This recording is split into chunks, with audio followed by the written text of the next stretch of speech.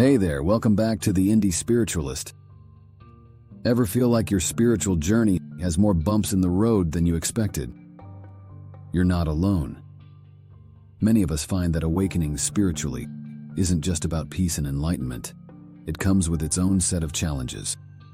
Today we're going to reveal the 6 key reasons why this path can be tough and even painful. Stick around till the end, because understanding these reasons might just change how you view your journey. Let's get started and uncover these insights together. First up on our journey, we're looking at something we all face: fear.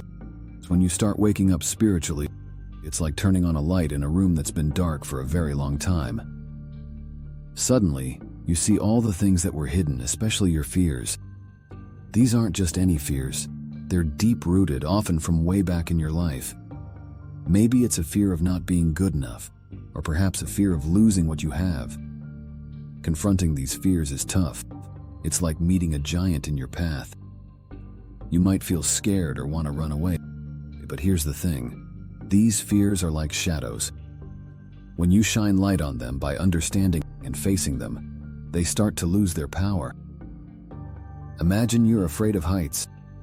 Each time you climb a little higher, you're teaching yourself that you can do it. It's the same with spiritual awakening.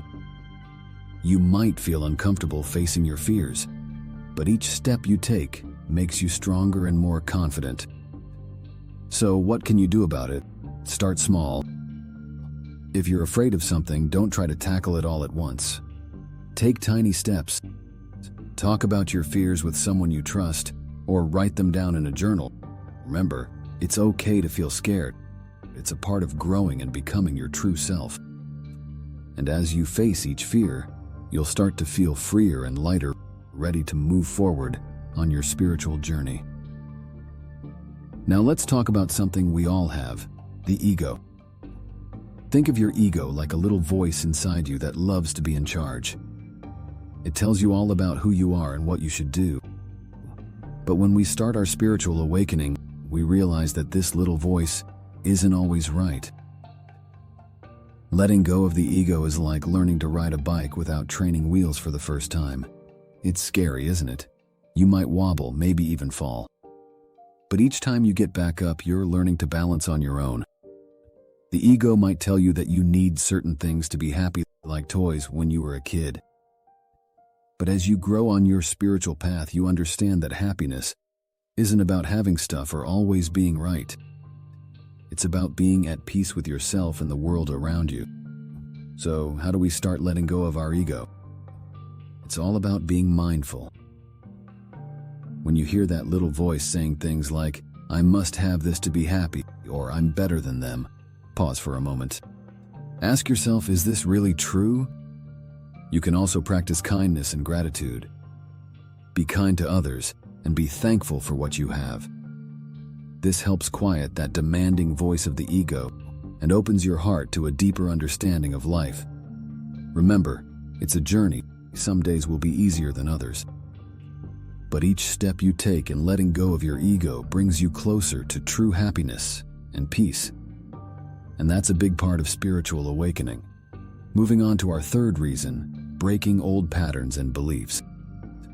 Think of these patterns and beliefs like old clothes. When you were younger, they fit perfectly.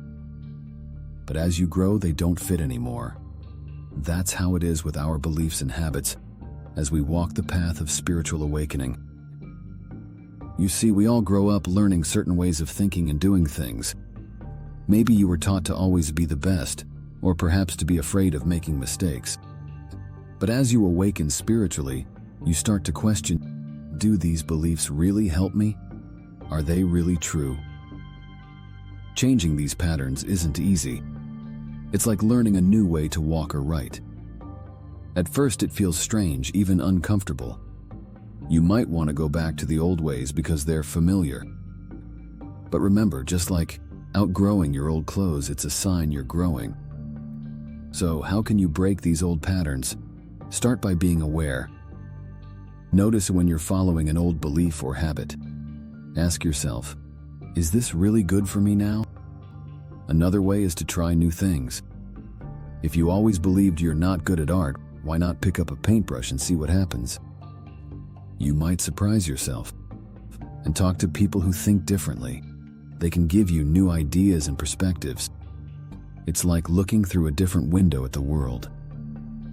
Breaking old patterns and beliefs can be hard, but it's also exciting.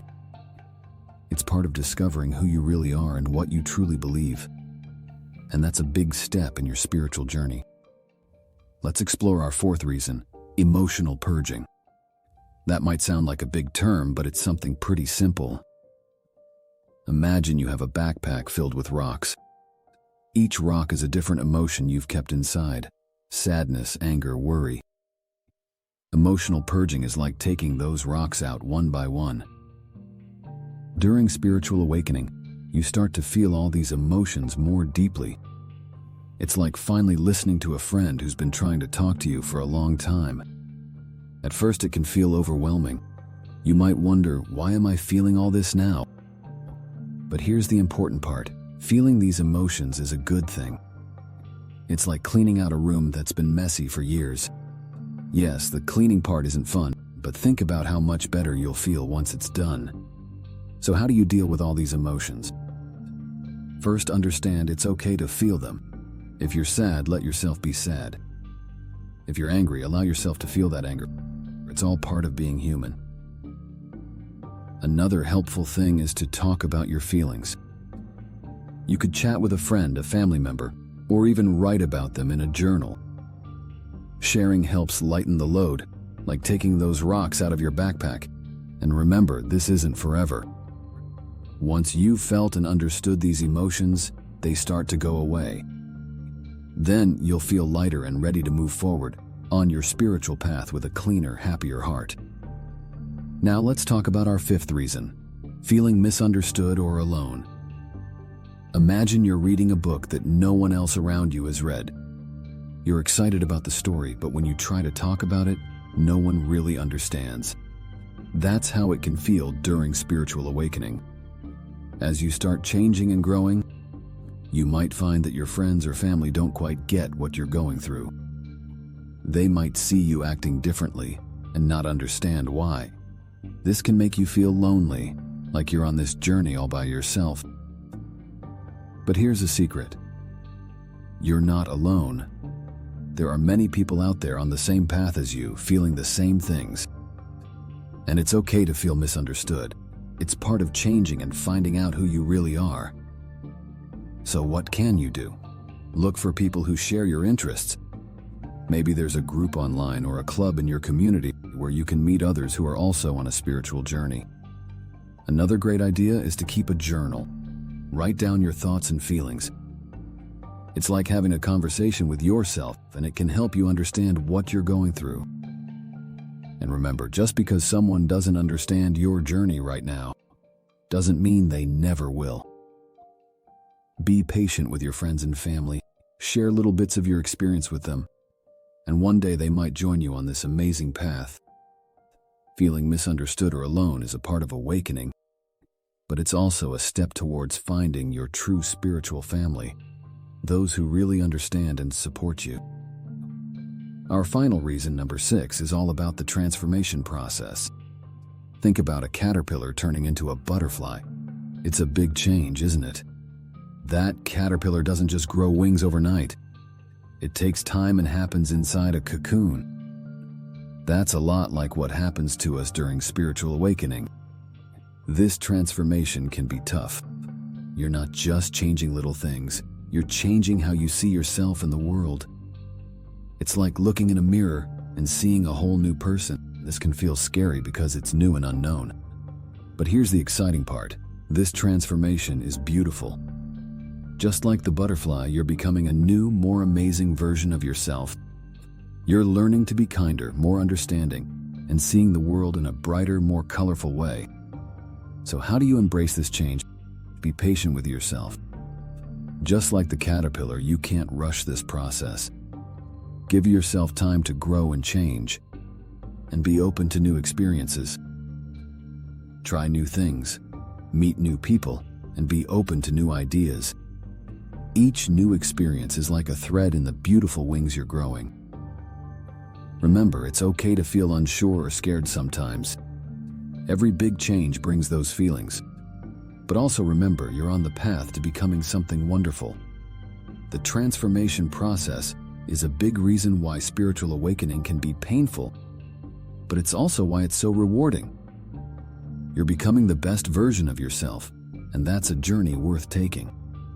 And there you have it, our journey through the 6 key reasons why spiritual awakening is so painful. We've seen that it's like growing up in many ways, challenging but also amazing. Just remember, every step you take on this path is part of becoming the wonderful person you're meant to be. If you found this video helpful, or if you've experienced any of these challenges on your own spiritual journey, we'd love to hear from you. Drop a comment below to share your story. It's always great to learn from each other. And don't forget to hit the like button if you enjoyed this video and subscribe to the Indie Spiritualist for more insights and tips on your spiritual journey. We're here to support you every step of the way. Thank you for watching, and here's to your spiritual growth and happiness.